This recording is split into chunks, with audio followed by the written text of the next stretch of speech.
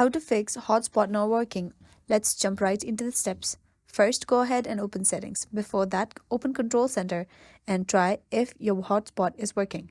You can see it is totally grayed out. Now, you want to go to settings. Scroll down and tap on general. Now here you want to go ahead and tap on AirPlay and hands off. Turn off the toggle button for hands off. Now you want to go back to the settings and turn on the cellular data. When you do that, you'll be able to share your hotspot to other friends. Now when you go ahead and check, you'll be able to see personal hotspot. Go ahead and open it. And if this still not work, what you can do is you want to go back to the settings, that is homepage of settings.